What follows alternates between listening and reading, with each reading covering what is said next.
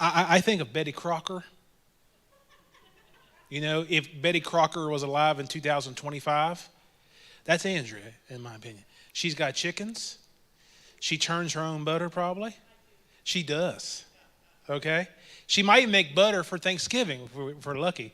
She makes all these homemade stuff. She loves Whole Foods and all this. I mean, stuff that we don't know about today anymore, right? We don't know about I know we got a store called Whole Foods. I'm talking about Whole Foods. Like today, I was at work in McMinn County, and one of my guys who works up there, he's from Wisconsin, and he came and moved down here a few years ago. And when he came out here with him, he brought 30 of his chickens with him. And so he has 30 chickens, or I guess they're laying hens, but they just, I mean, what's the proper word for a hen that lays an egg? Just lays an egg, right? Lays an egg like one time a day. So he's got 30 of them, so he's got 30 eggs a day. And these are pasture-raised eggs. These ain't like, these ain't yellow yolk eggs. These are orange, bright orange yolk egg. Oh, yeah. That's the good stuff. That's when you know your chickens have ate worms and bugs and all that good stuff. So full of nutrients and all full of vitamins and all that stuff. So now that I'm in my 40s, I'm a little bit more conscious of what I put in my body, okay, as I ate a bunch of cookies earlier. But I still am a little conscious of what I put in my body. But on November the 25th, I ain't going to care what I put in my body. So you come hungry, and you come hungry here on the 25th because we're going to have a blast. Every year that we've had this is the 11th year that we've had what we call a Forever Family Thanksgiving meal. And here's why we do this. Not only just because we want to have good fellowship, but for a lot of people, you know, the holidays are coming up, and the holidays oftentimes can be very hard for people, okay? For whatever reason. Maybe, you know, it's kind of, you know, politics, religion gets talked about and stuff you don't want to deal with. We're not going to talk about that here. You know, we're just going to have a great time where sometimes when you're sitting around family, sometimes it's hard because maybe they did something to us. Maybe we did something to them. Maybe we don't like that crazy Uncle Henry or crazy Uncle Terry or Aunt Brenda or something, you know. I don't know about y'all, but when I was younger, I used to have aunts and uncles who, you know, they smoke a pack of cigarettes a day, all right? I never was a smoker, but I had an Aunt Bunny. Her name was Bunny, all right? Wanda's her real name, but Bunny's her nickname. And so she would go outside whenever she was in an intense argument with somebody or an intense moment. She'd go outside and just walk around in circles with smoking a cigarette.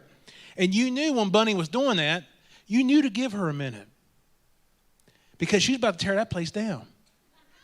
You knew if Bunny did not smoke her cigarette walking in circles, you knew it was going to be a bad day. So just know, I heard a comedian say this a long time ago. If you see somebody outside of a gas station making circles, smoking a cigarette, rubbing their head with a cigarette in their hand, just give them a minute. They're trying to work some stuff out, okay? And so just know, sorry, I get on rabbit trails. So just know that when you come here on the 25th, we want you to bring your family. There's a lot of folks are out this week because of sickness and travel and all that kind of stuff. We're going to keep reminding you over the next several weeks. Next week, we're going to have a sign-up sheet in here to where if you want to bring something, just sign up for it. We'll have plenty of food, but like Andrea said, we'll provide all the meats. And listen, I need some people who will be willing to cook a turkey or cook a ham. I don't know exactly how many turkeys or hams we are going to get this year, but we always provide those hams and turkeys. Now, here's the thing. I say this every year, and it's just a corny little joke. If you get one of my turkeys, don't be a turkey. Bring back my turkey, okay?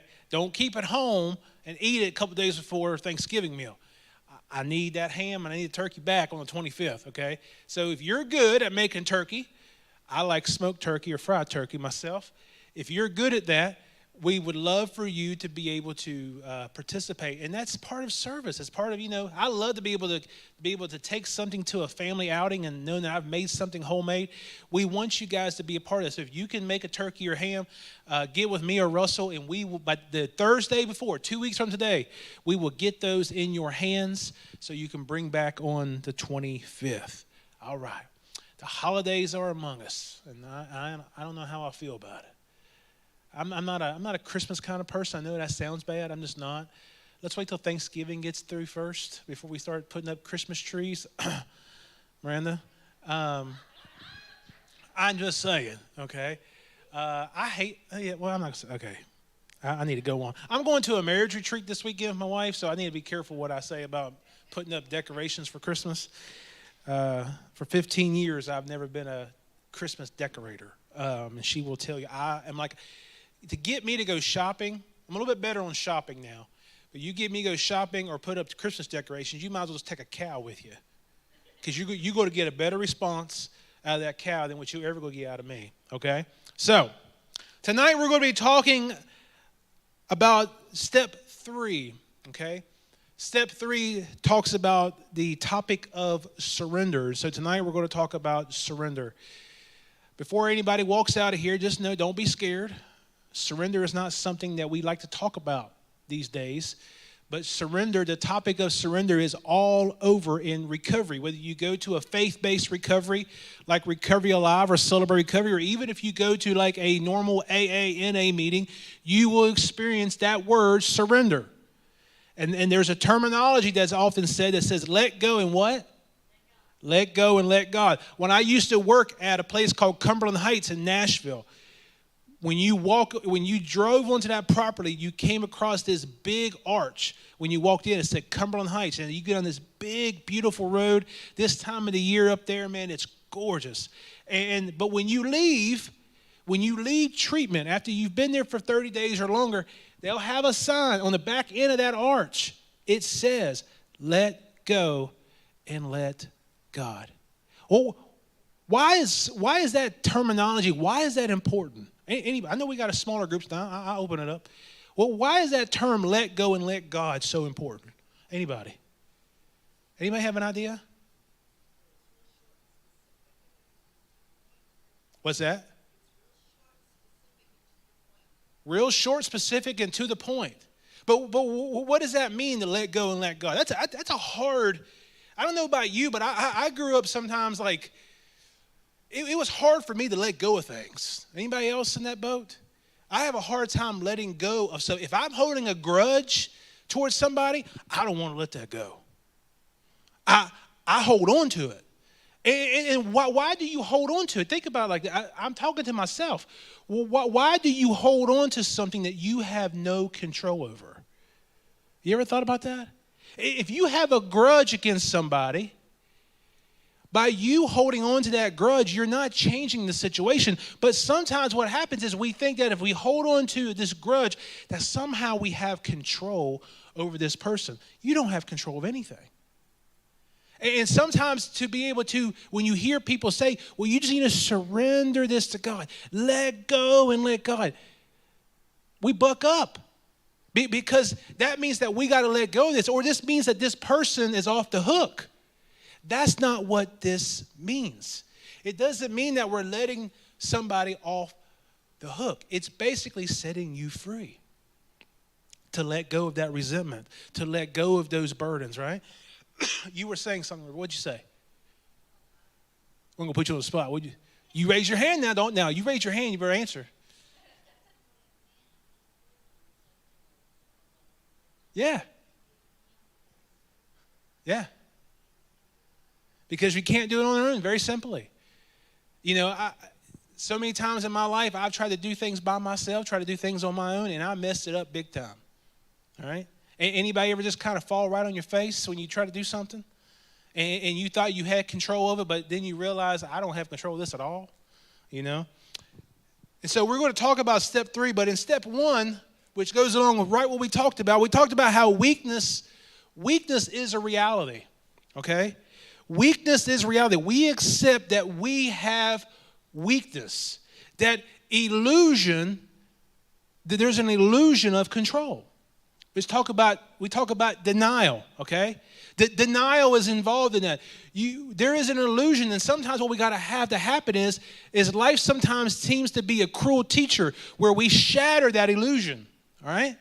And so life sometimes begins to turn upside down for us. Maybe it's when DCS comes and says, I'm taking your kids away. Sometimes it's when those jail doors close, no matter if you're a juvenile in here, because we got a lot of juveniles in here, We got a lot of young people in here, right? I want to say juvenile. I don't think it's a bad word. We got a lot of young people in here. Let me tell you something. When those jail doors close, when you're 16 years old, you start to wake up.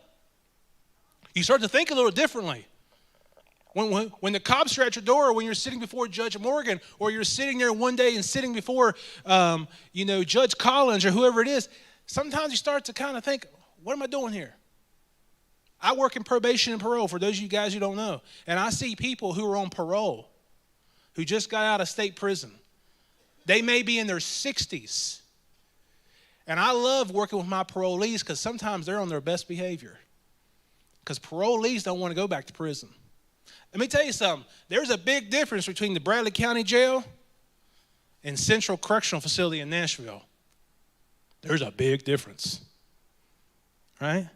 When you're sitting there in a state prison, not to mention federal prison, it's a little bit different than your normal people here in Bradley County.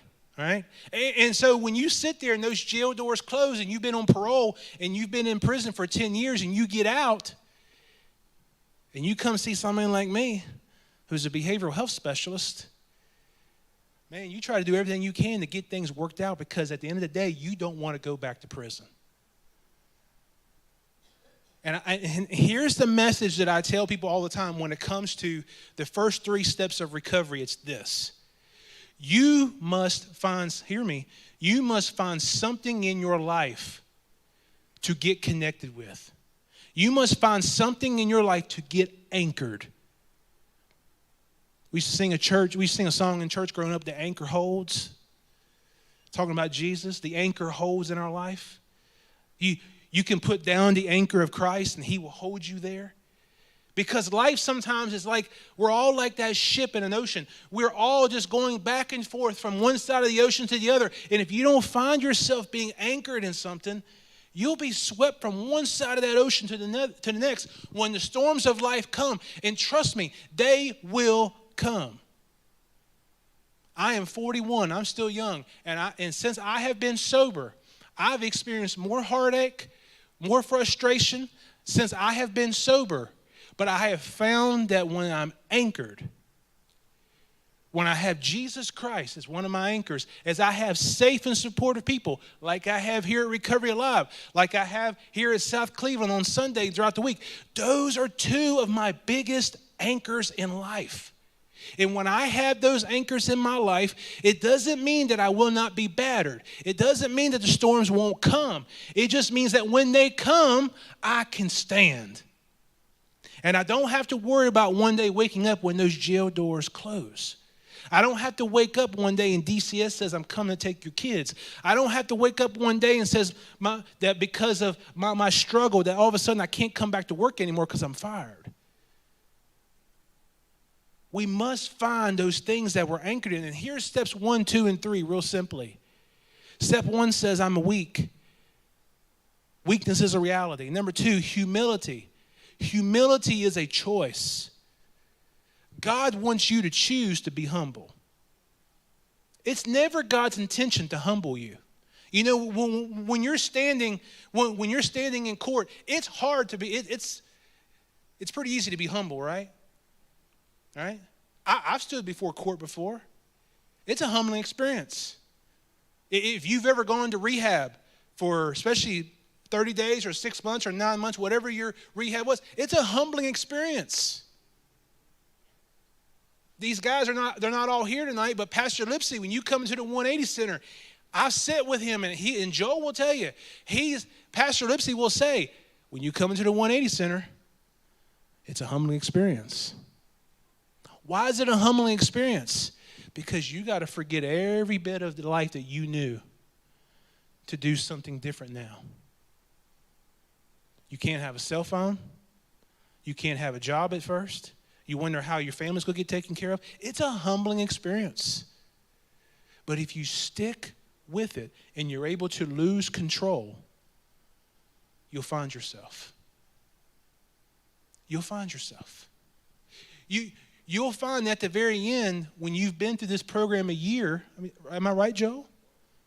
You'll find yourself real quick. You'll find a lot about yourself real quick. You'll find really what kind of person you are.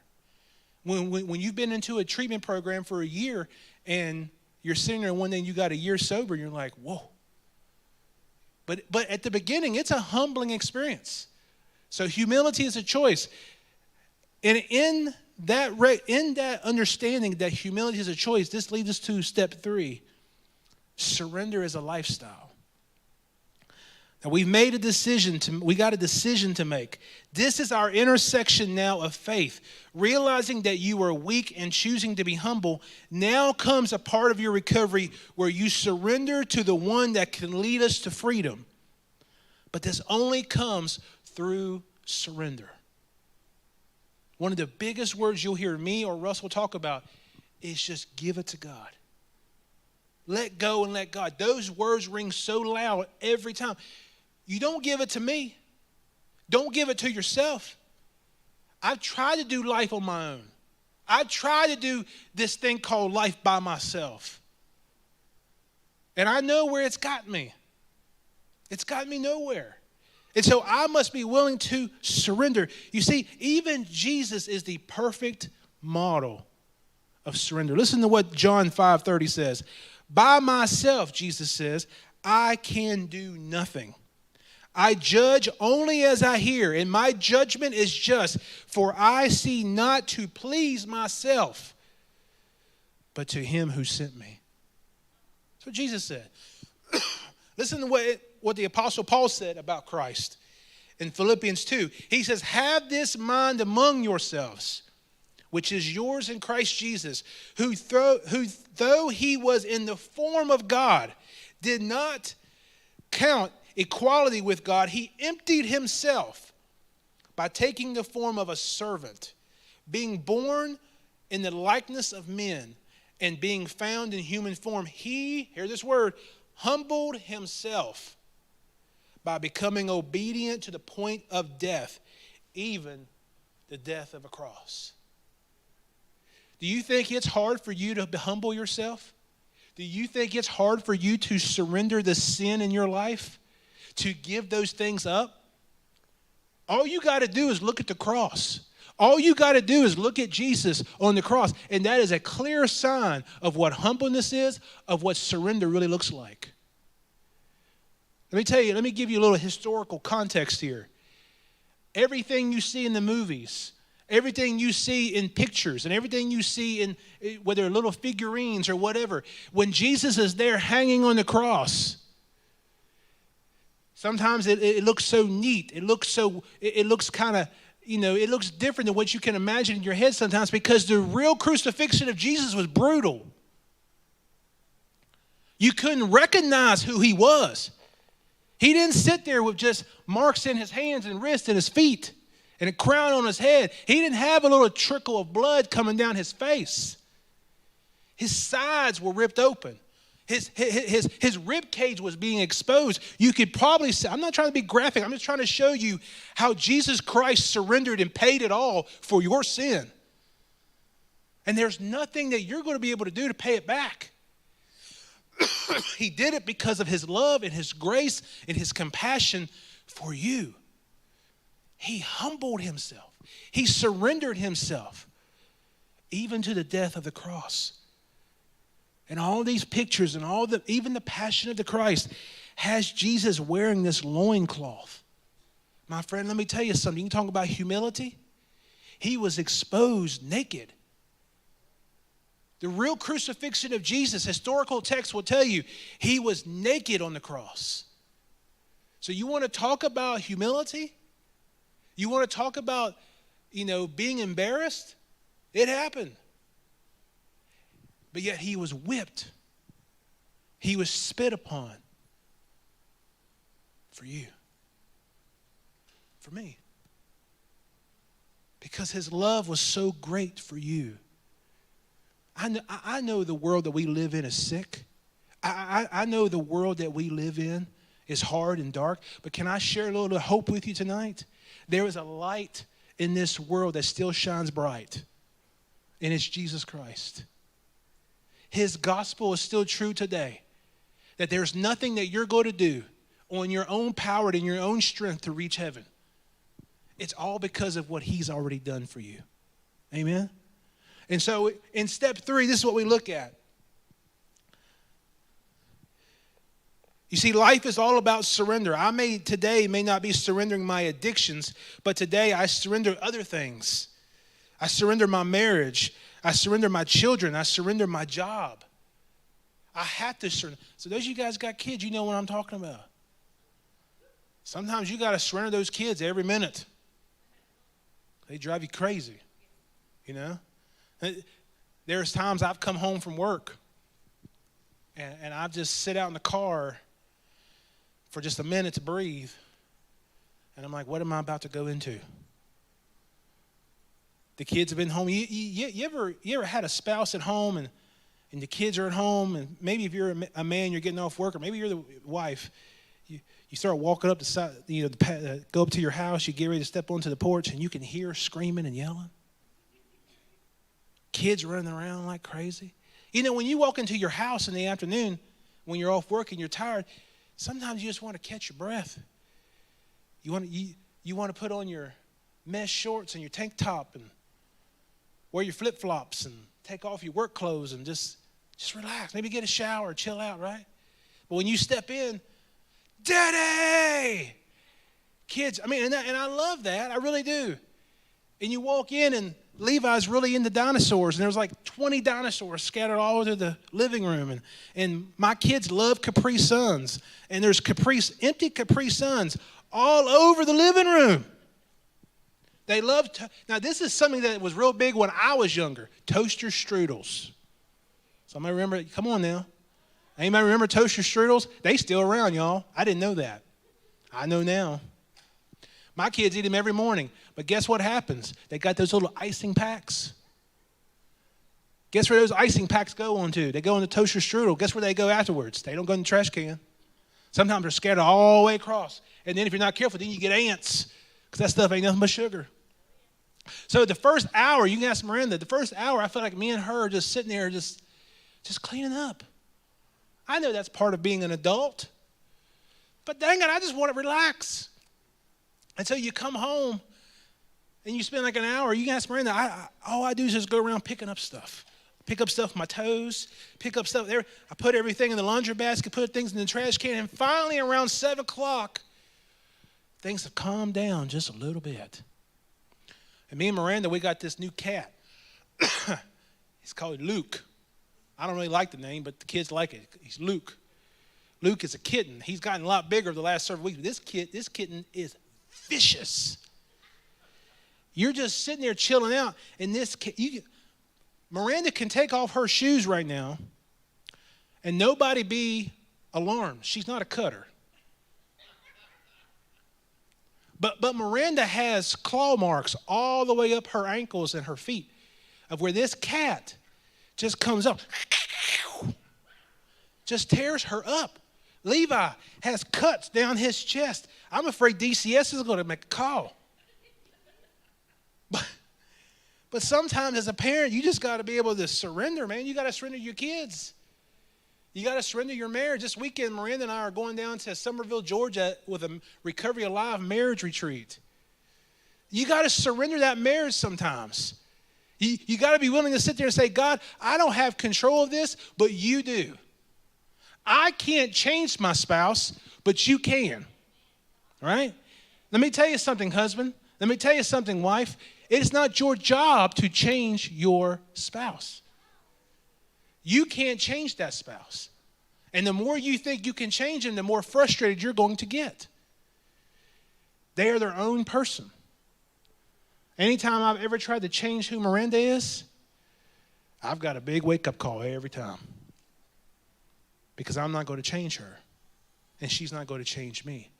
And I have to surrender to that fact. And can I tell you, when you come to that fact, when you come to that realization, that is so liberating. Because I don't have to control everything. I don't have to do this. So tonight, what are you trying to control? What are you trying to hold on to and then God's telling you to surrender to? You see, tonight, William Booth, a Methodist preacher and the founder of the Salvation Army, this is what he said. The greatness of a man's power The greatness of a man's power is in the measure of his surrender. The greatness of a man's power is in the measure of his surrender. It's not in how many muscles he has. It's not in his stature. It's not in his job. It's not in his athletic ability. But it's all in his surrender. Men will constantly try to do everything they can to get the better job, to get this, and there's nothing wrong with that. But when it comes to the expense of not knowing who Jesus is and not surrendering who Jesus is, what have you really gained? Power? Your own ambition? When you're 65 years old, what do you have to show for it?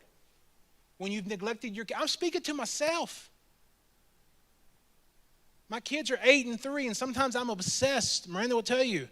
I'm obsessed of thinking about when I'm 65, when I'm retired. I may not even live to see 65. I hope I do. But I'm here sitting talking about trying to save up this nest egg, and that's going to happen. But I spend so much of my time when my kids are 3 and 8. If you're not careful, you'll neglect the most important things in life. Is being that father, being that mother for that child in this season. I walked back there tonight, ate some chicken. Who was the first person that saw me was Levi. Hey, Daddy-O. And comes up to me and grabs my leg and hugs on me and screams at me. Not in a bad way, in a good way. Tells me how much he loves me and he cares for me. You know, glad to be his daddy. That makes me feel good. But how many times do I get so obsessed with things in life when I just got to surrender this to God and give them the attention they need? 2 things real quickly, I'm going to close. 2 things that makes it difficult and stops us from surrendering to God. Number 1 is self-will. Self-will. The Apostle Paul has a great word for this. It's called the flesh.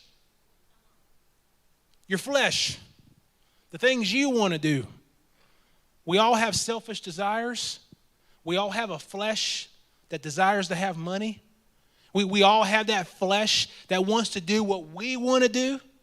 We all have that rebel self that does things the way we want to do them. Think about it. When I was a teenager, I was a rebel. When somebody was in their 40s, 50s, or 60s or older tried to tell me what to do, you don't know what you're talking about. I'm 16 years old. I got the world by the tail. I know exactly what I'm doing. I didn't know jack. I still don't. Right? But I thought I did. You know? Back when I was in high school, I grew up in an old school Church of God church. Very small church, a lot smaller than South Cleveland. See, in South Cleveland Church of God, we have a lot of bright lights and a lot of cool things. You know, Pastor Chris, our children's pastor, has a lot of cool stuff that he does. We didn't have that when I grew up. We barely had puppets talking to us about Jesus, you know. And I remember we used to have people in our church, and I remember a woman named Sister Georgie. Georgie Wetzel was her name. She's still alive. She's in her 90s. She used to call a TV the one-eyed devil. She said, the TV's the one-eyed devil because what you see on there ain't nothing but the devil. And it pierces your soul. I used to look at her and be like, honey, you crazy. Ain't nothing wrong with watching certain things on TV. Now that I'm 41, I realize Georgie was right. Several years ago, I was in the gym. Now listen, when I worked out years ago, when I played football, I didn't want to listen to no Christian music. I didn't want to listen to Chris Tomlin. I didn't want to listen to some of the songs we sang tonight. Those are all great songs, by the way. I want to listen to some songs that got a little riff to it.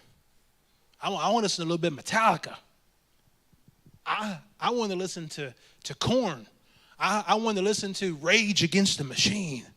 I want to listen to all those groups that I thought were awesome. And they were pretty cool. But one day I was at the gym, and I was listening to some Christian music. I was like, oh, man, this stuff stinks. This ain't good workout music, man. Put on some Metallica. Enter Sandman comes on. Y'all know what I'm talking about if you know the song. I was getting pumped, man. Getting motivated. Yeah. I started listening to it. I listened to it on the way home in the car.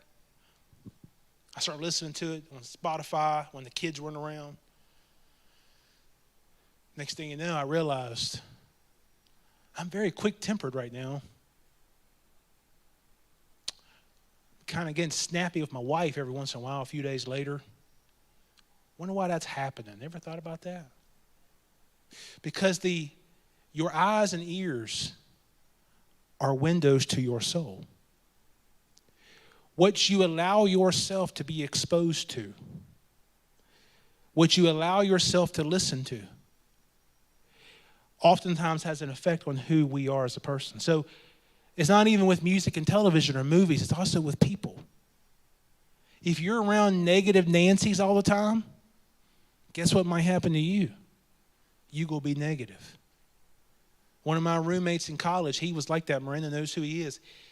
He was abrasive. He was loud.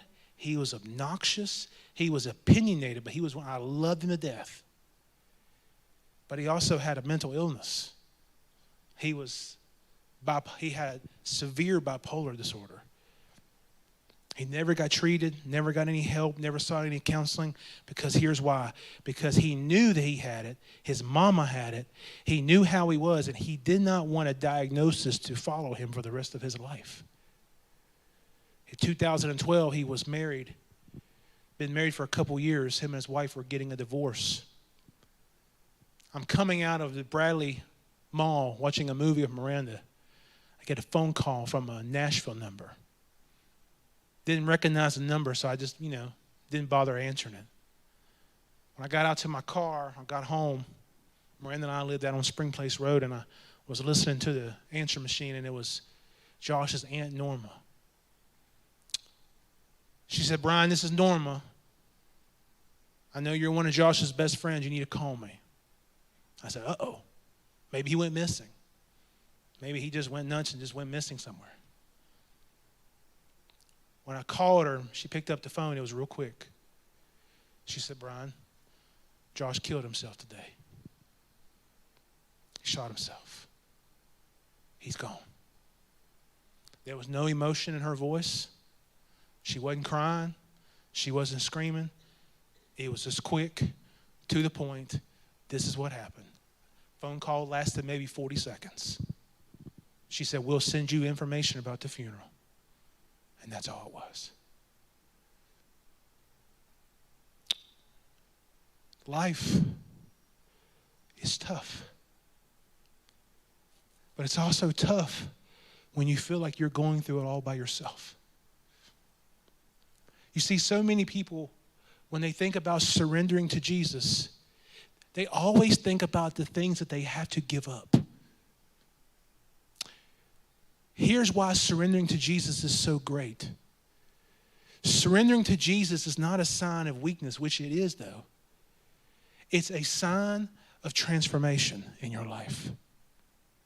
Because what you're saying to yourself is, I'm going to give it to this divine being, this God, the one who created me, because he can handle it. You see, tonight, some of you may feel guilt, you may feel shame, because the problem that we have in our world is sin. You don't hear that talked about even in churches today. The problem that we have in our world is sin. We have a sin problem, okay? And so when you surrender, this is what God is wanting you to do. He's wanting you to wring out your heart. Rend your heart, the Bible says.